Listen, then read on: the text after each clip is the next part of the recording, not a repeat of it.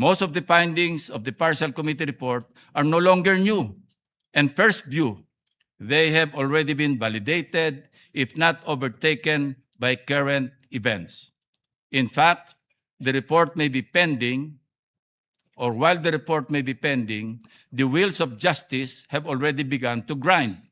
And I take pride in saying, in line with the direction of our report. Mr. President, the Blue Ribbon Committee is a heavy cross to bear, where every move is scrutinized and every intention is questioned. But we shoulder on and forge ahead. In my more than 50 years of public service, I cannot recall experiencing a situation where I am in now, a zero-sum outcome, whichever path I trek in the crafting of the partial committee report. Never mind the trolls and critics who have been operating like clockwork. To them I say, I have built my career and my reputation over decades on a simple principle, that noise never overpowers duty, and intimidation never silences me.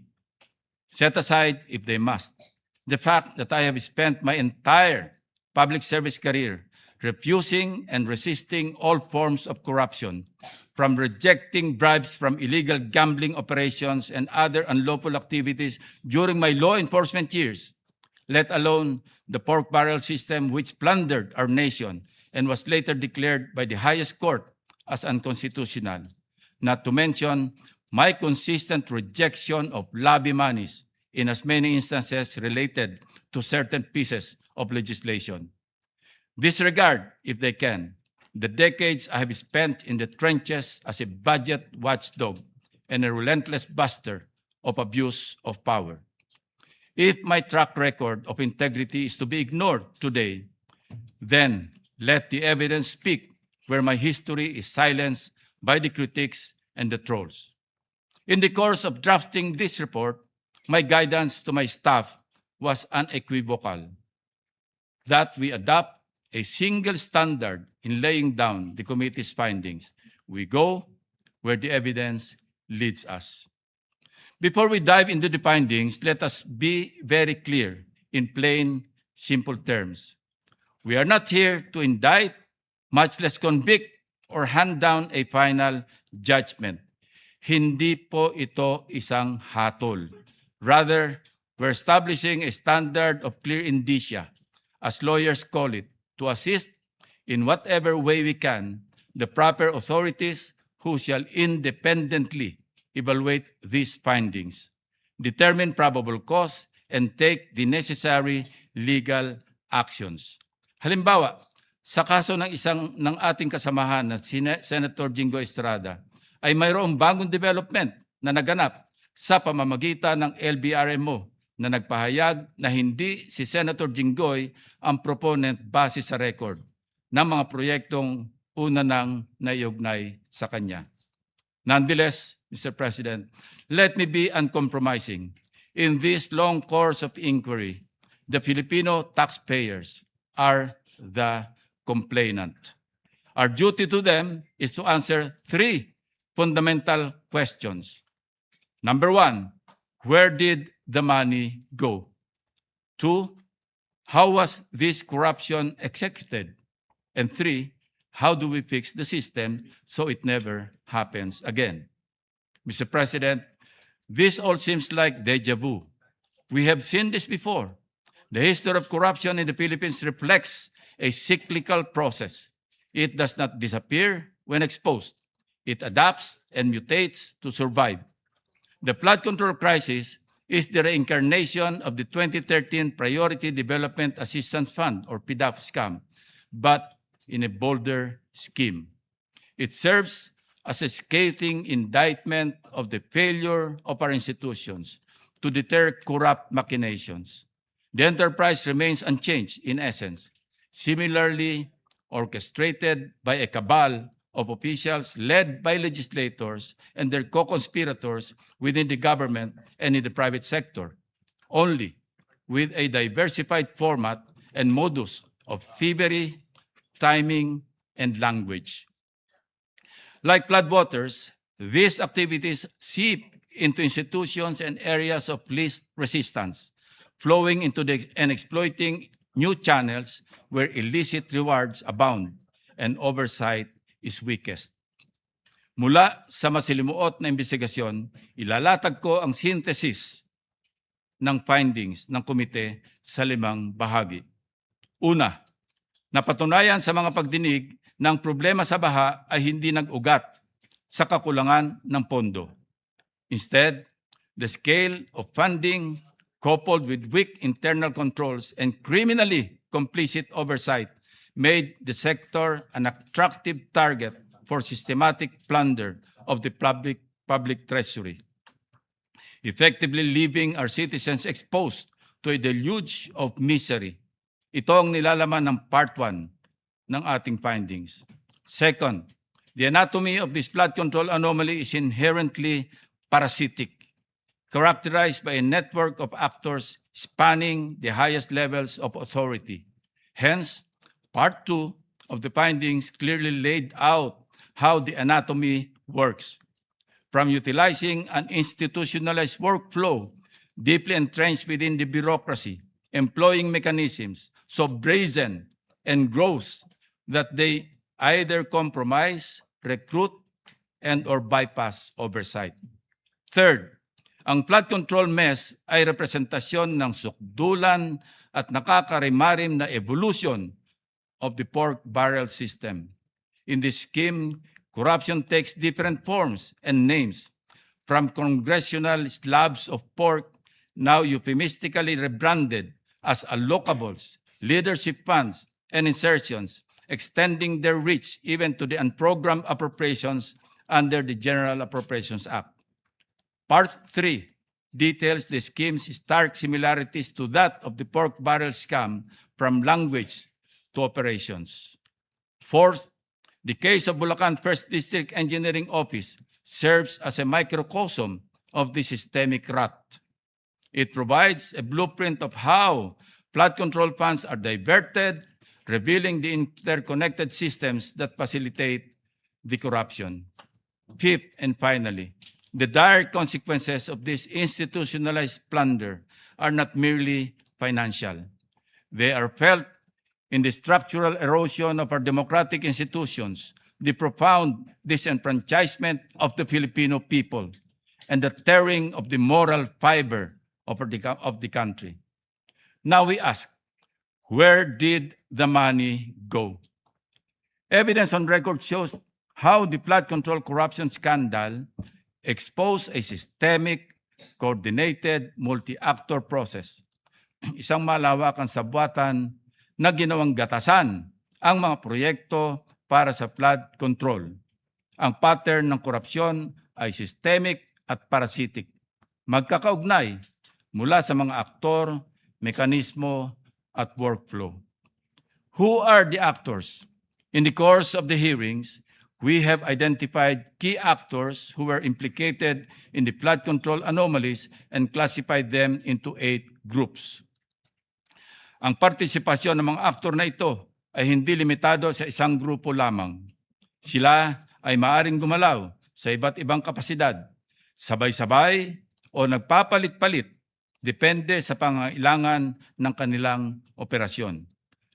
Nariyan ang mga proponents, mga opisyal ng gobyerno na kinikilalang quote-unquote may-ari ng proyekto at tumatanggap ng average na 15 to 30% na kickback. Mga bagmen or intermediaries, sinasabing authorized representatives and emissaries of the proponents, DPWH facilitators and coordinators, mga senior level officials who coordinated with proponents, facilitated the respective project proposals, accepted their demand for commitments and other activities related to the flood control anomaly process. DPWH group, syndicate groups implementing the project tulad ng Bulacan 1st District Engineering Office at Oriental Mindoro District Engineering Office. Tinuturing ding active actors ang mga contractors. Sila ang namumudmod ng commitments o suhol sa mga proponents at iba't ibang grupo na kasabwat sa anomalya. Madalas, Sila ay nagbibigay din ng advances bago pa man ma-award ang project. Hindi nga ba namangha tayong lahat, Mr. President, nang matuklasan natin sa isang pagdinig ang pahayag ni Sally Santos ng Sims Construction na magkasunod siyang nag-withdraw noong Marso at Abril 2025 sa isang land bank branch sa Bulacan ng tig 457 million pesos na cash na kanyang binigay kay Bryce Hernandez at mga kasabwat nito sa First Bulacan District Engineering Office. Ang iba pang mga aktor ay kabilang sa executive branch, bankers, at constitutional oversight group. These actors thrive in the vulnerability of our systems and institutions. Now, how was this corruption executed? Himay-himayin natin ang mga teknikal na paraan kung paano ninakaw ang pera ng bayan. These are specific mechanisms of corruption. Ang mga makinaryang ginamit para pabilisin ang pagnanakaw at pahinain ang ating sistema. Nariyan ang ugat ng problema, ang proponent system. Meron pang mandatory fixed percentage, commissions, kickbacks paid in cash, rigged bidding and favored suppliers at in-house contracting. Ilan lamang ito sa mga sistema ng flood control scam. This corrupt system exploited the very foundations of our fiscal governance through its institutionalized workflow, mula sa budget formulation at authorization, kung saan sinisimulan ang pagmamanipula, procurement and implementation, kung saan ang mga kontrata ay binibigay sa mga kasabwat na nakawan, hanggang sa oversight phase na kung saan nagmimistulang pikit mata sa katiwalian ang mga opisyal ng gobyerno na dapat ay sumusubaybay at nagmomonitor sa mga proyekto. This scheme exploited systemic and institutional weaknesses in budget formulation, authorization, implementation, and oversight. Testimonies and documents reveal that a wide range of public officials, from legislators to frontline officials, as well as private sector co-conspirators, were complicit in various ways, either by approving dubious projects, signing off on ghost projects, or failing to enforce and procurement and performance standards and accountability safeguards. Next, Mr. President, how do we fix the system so it never happens again? Ang pinakamahalagang bahagi ng report ng komite ay ang mga reforma sa sistema, batas at proseso sa pamamagitan ng legislative proposals. We focus on two pillars. First, budget-related proposals.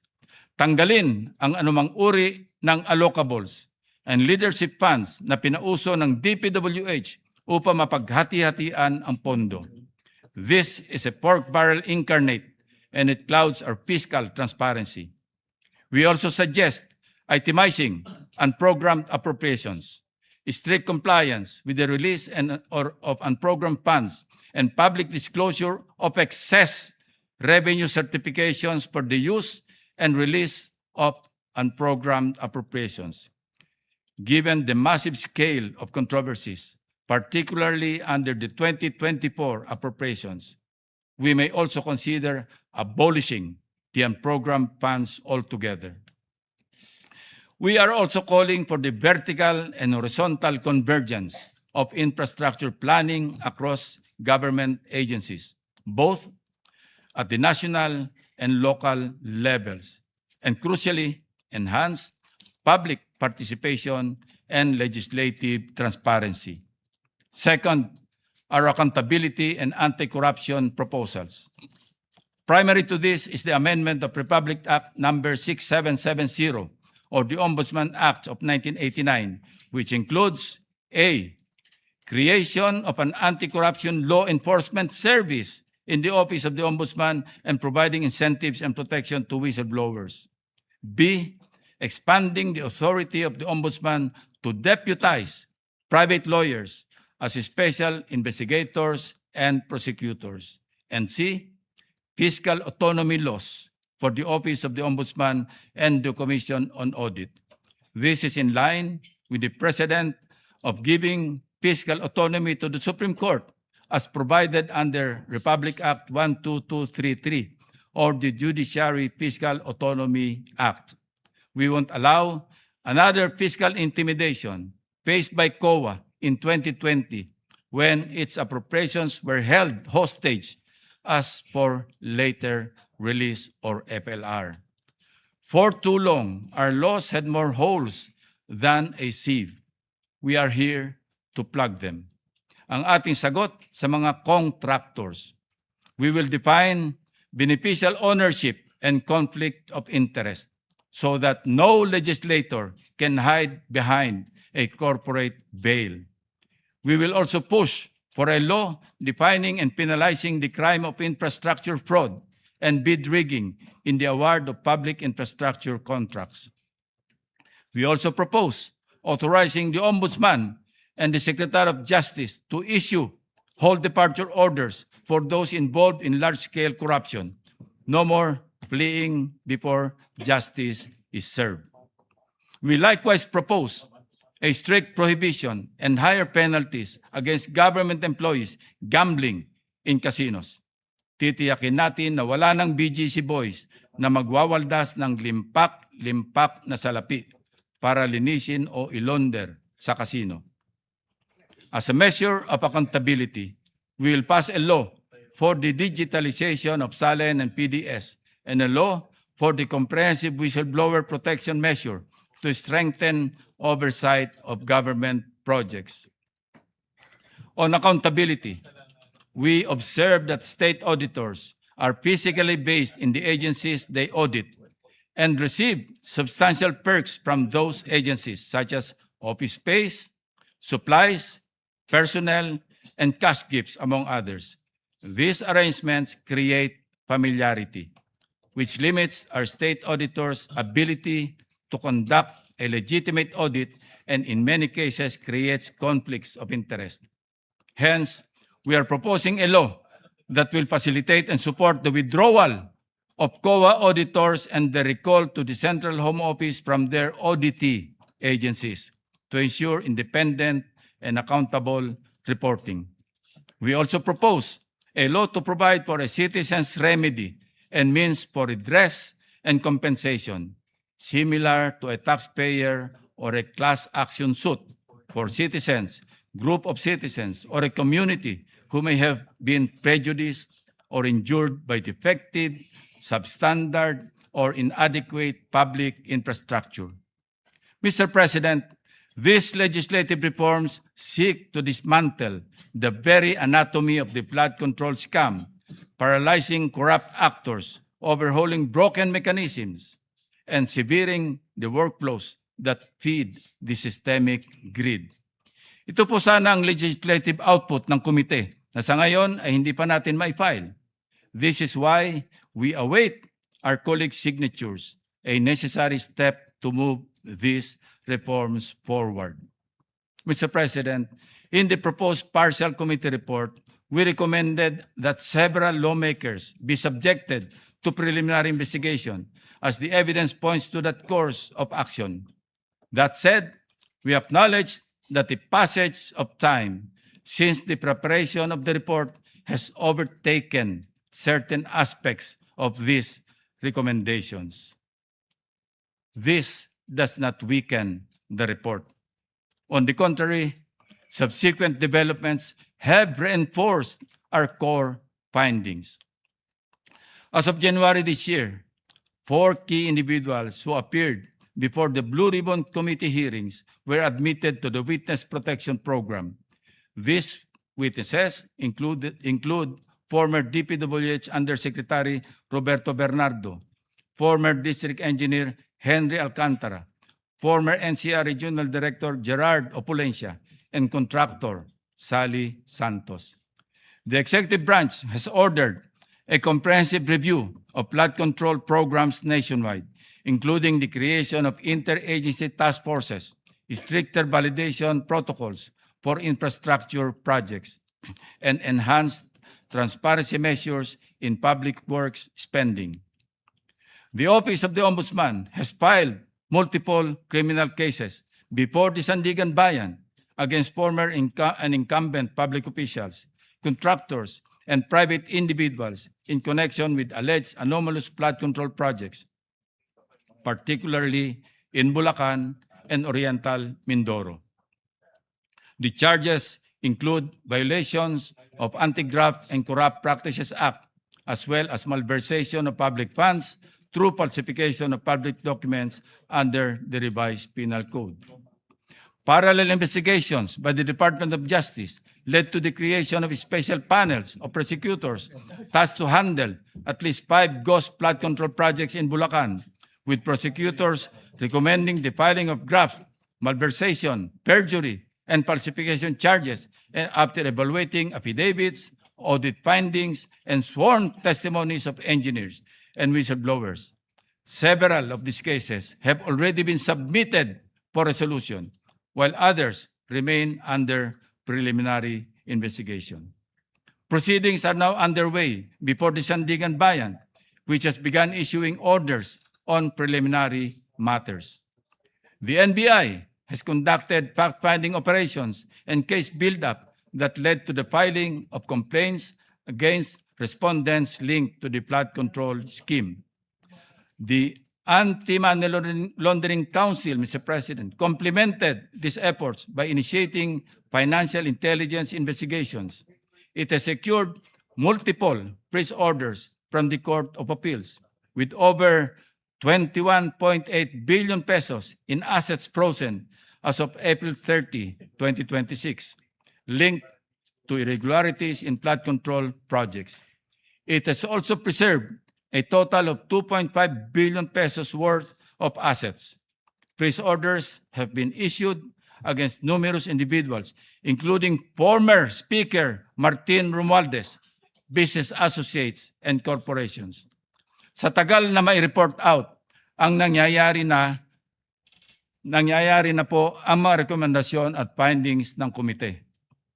Now, Mr. President, ako naman ang dinidiin ng mga kritiko, taliwas sa paulit-ulit na naratibo na ayaw ko daw imbitahan si Congressman Romualdez.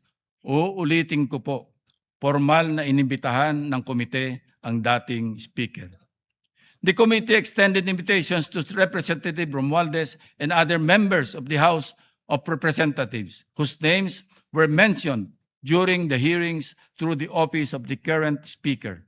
In keeping with established interchamber courtesy, these invitations were declined, with the exception of Representatives Toby Chanco and Leandro Leviste, who voluntarily appeared before the committee. It must be emphasized that no member of Congress has ever been subjected to a subpoena by either chamber. Such an act would risk undermining the balance and mutual respect that define bicameral relations. Suppose we follow such ludicrous suggestion made by one of our colleagues. Ang mangyayari po, si dating Speaker Romualdez ang magiging kauna-unahang kaso na sasalungat sa umiiral na interparliamentary courtesy. Ngayon, kung mayroon namang kapwa nating senador na iimbitahan o isusubpina sa pagdinig ng Kamara, halimbawa, may isyuhan ng imbitasyon o subpina ang ating kasama na si Senator Marcoleta ng House Committee on Justice if, hypothetically, mayroong investigasyon sa Kamara ukol sa kanyang di umano'y manumalyang Statement of Contributions and Expenditures or SOSE. Handa po ba ang liderato ng Senado at si Senator Marcoleta na baliwalain ang interparliamentary courtesy na umiiral mulat sa pool sa Kongreso? Maalala natin, noong 2024, inimbitahan ng Kamara si Senator Ronald Bato de la Rosa sa pagdinig ng war on drugs. Gayunpaman, hindi siya dumalo. Sa payo na rin ng dating Senate President Chis Escudero, bilang pagpapahalaga sa inter-chamber courtesy. That is why I always emphasize, Mr. President, that this is not merely a matter of practice.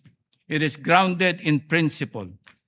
In his separate opinion, in Francisco versus House of Representatives, GR number 160261, November 10, 2003, Justice Dante Tinga explained, and I quote, "While interchamber courtesy is not a principle which has attained the level of a statutory command, it enjoys a high degree of obeisance among the members of the legislature, ensuring, as it does, the smooth flow of the legislative process," unquote. In light of this, the continued observance of interchamber courtesy is not optional, Mr. President. It is essential to preserving the independence, integrity, and proper functioning of each chamber. May mga individual rin na pilit na nagpapakalat ng maling impormasyon na di umano'y pinipigilan naming pagsalitain si former Congressman Saldico. Nais ko pong linawin, Mr. President, distinguished colleagues, na inimbitahan ng komite at inisyuhan pa nga ng show cause order at subpoena si Mr. Saldico. May nagmamagaling pa na dapat daw ay hayaan si Mr. Saldico na maglabas ng apostilled affidavit o lumahok sa pamamagitan ng Zoom meeting. Si Ginoong Saldico ay hindi nagpapadala ng anumang request sa komite para humiling na accommodation para sa isang virtual meeting mula sa loob ng Philippine Embassy. Sa katunayan, ako pa nga ang unang nagmungkahi na maaaring pag-aralan ang posibilidad na magtungo siya sa embahada upang doon magtestify sa pamamagitan ng Zoom habang under oath. Subalit, ang ating kasamahan mula sa minorya na si Senator Ronald Bato de la Rosa ang mismong nagpaalaala at nagbabala laban sa hakbang na ito. This caution makes sense, Mr. President. Kung siya ay nagtestify sa loob ng Philippine Embassy at mapatunayang nagsisinungaling at ma-cite in contempt of the Blue Ribbon Committee, kaya ba siyang ipakulong o i-detain ng embahada sa loob mismo ng kanilang gusali? Dahil dito, Mr. President, ang tanging paraan lamang upang tanggapin ng komite ang mga pahayag ni Saldico ay ang pagbabalik niya sa Pilipinas at personal na pagdalo sa pagdinig. Nais ko ring tugunan ang mga kritiko ng ilang gumagamit ng issue ng 67 contractors bilang dahilan upang hindi pirmahan ang ating partial committee report. Liwanagin ko lang pumuli, hindi ko kailanman sinabing hawak ko ang listahan ng mga contractors na ito. To set the record straight, ang makailang ulit ko nang nabanggit ay ang impormasyong ibinahagi lamang ng isang congressman, walang detalye kung sino-sino. Kung mayroon mang may hawak ng impormasyon o kung kaya nilang tukuyin ang iba pang mga contractors na ito, katulad ng ginagawa ni Ombudsman Remulla, name them.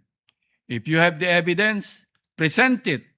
If you know the perpetrators, expose them. The committee will provide the platform for you. Our recommendations are, by design, recommendatory and conditioned on independent investigation. Kung mali ang aligasyon, the process clears them. Kung totoo, the process convicts. With due process and accountability, makukulong ang dapat makulong. Para klaro sa publiko, laman ng ating committee report ang menu ng mga posibleng kasong kriminal na pwedeng isampa. Depende sa ebidensya, ang mga prosecutors ang pipili ng nararapat na sakdal batay sa kanilang sariling pagsusuri at pagkilala sa mga ebidensyang naipasa na at ipapasa pa ng komite. Gayon din sa iba pang mga patunay na kanilang makakalap sa proseso ng case build-up o kaso ng DOJ o fact-finding at preliminary investigation naman kung sa ombudsman. Una, malversation sa ilalim ng Article 217 ng Revised Penal Code Ang accountable officer, ang pangunahing may sala o principal, ngunit ang mga kasabwat o co-conspirators, kabilang ang mga non-custodian public officers at pribadong individual, ay maaari ring managot para sa diversion of funds maging sa ghost at substandard flood control projects. 2.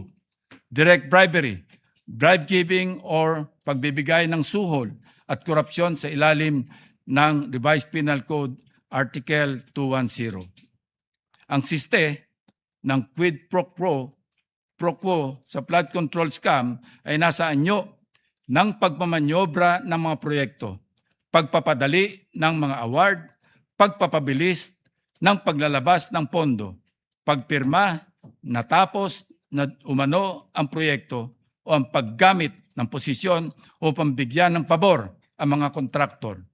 Maaari ring ituring na sabwatan o conspiracy sa direct bribery. 3. Sa ilalim ng Section 3A ng Anti-Graft and Corrupt Practices Act o RA 3019, maaaring makasuhan ang mga opisyal ng gobyerno na kasabwat sa flood control anomalies dahil sa panghihikayat, pag-uudyok o pag-impluensya sa isa pang opisyal ng pamahalaan na magsagawa ng gawaing labag sa tuntunin at regulasyon na may kaugnayan sa kanyang opisyal na tungkulin.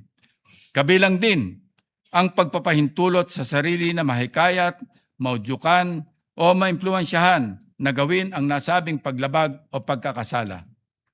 Sa ilalim ng Section 3B ng parehong batas, krimen ang paghingi o pagsusulisit ng kickbacks, porsyento, commissions, obligasyon at anumang forma ng benepisyo para sa sarili o para sa ibang tao na may kaugnayan sa anumang kontrata o transaksyon sa gobyerno. Sa pagdinig ng komite, malinaw itong nakita sa pamamagitan ng direktang ebidensya o sa mga circumstantial na katibayan, pati na rin sa nailantad na workflow at delivery ng mga kickbacks. 5. Section 3E ng RA 3019 ukol sa undue injury o unwarranted benefits. Nailatag din natin ang labis na pinsala sa pamahalaan dulot ng ghost at substandard projects, gayon din ang pagbibigay bentahe o pabor sa mga private parties tulad ng mga flood control contractors mula sa rigged biddings, favored suppliers at manipulasyon ng procurement services. Lahat ng mga nakibahagi na takers, negotiators, pati na ang mga tumatanggap ng royalties, padulas o sahod sa mga bidding ay kabilang dito. 6. Plunder sa ilalim ng Republic Act 7080. Gayong hindi tayo magbibigay hatol kung sapat na ba ang threshold para sa kaso. Tungkulin ng komite na ilantad ang paulit-ulit na sistema at ang malawakang saklaw ng katiwalayang ito na malinaw na hudyat ng pattern of predicate offenses sa ilalim ng RA 7080. Ang mga ebidensyang nakuha ay isusumite sa Anti-Money Laundering Council at verification upang mabusisi ng husto. 7. Money Laundering, RA 9160 at AMLAC Bank Inquiry, Freeze and Forfeiture. Batay sa nakalap na ebidensya, mariing nirekomenda ng komite ang referrals para sa AMLAC fact-finding, kabilang na ang Bank Deposit Freeze Order application sa Court of Appeals at ang pagsusuri sa mga bank account bisa ng utos ng Court of Appeals. 8. Falsification, false identities, procurement documents falsification.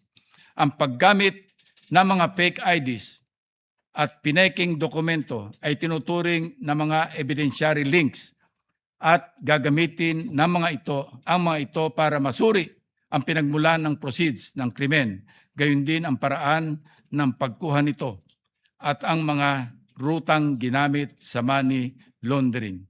9. Ang perjury, false sworn statements, certifications, sa ilalim ng Revised Penal Code, Article 183, naman ay para sa pagpapatunay ng material, probable falsehoods. 10. bid rigging, collusion, RA 10667, procurement reform, RA 12009. Ang sabwatan sa bidding ay tinuturing na procurement fraud at pinsala sa malayang kompetisyon. Pinupinteriya ng Competition Act ang bid rigging dahil pinapalitan nito ang fair market competition at pinapaboran lamang sa mga kartel. 11. Ethics, conflict of interest sa ilalim ng RA 6713 at SALN at divestment. Ang conflict of interest ang nagsisilbing enabling layer ng katiwalian. Mahalagang masukol ang mga magkakasala sa ilalim ng batas na ito dahil ang isa sa mga dahilan ng pananatili at paglalim ng flood control scam. Mr. President, this report is a referral and reform package. Simple lang, imbestigahan ng legal, alamin kung ano nangyari, bawiin ang kaya pang bawiin at ayusin ang batas para hindi doble bayad ang Pilipino sa buwis at sa dilubyo ng baha. As we move forward, the committee will continue the work it has carefully begun in these hearings. In the resumption of our hearings, we will scrutinize matters that need further scrutiny. Una, mas malalim at mabusising investigasyon hinggil sa usapin ng allocables at leadership fund. Pagtuunan ng pansin ng komite ang mga opisyal na dokumentong ating nakalap mula sa DPWH. Kabilang dito ang mga sulat galing sa mga mababatas na maaaring pag-aralan para magpakita ng paper trail na nag-uugnay sa mga flood control projects. What you see here, Mr. President, are just random letters from our files.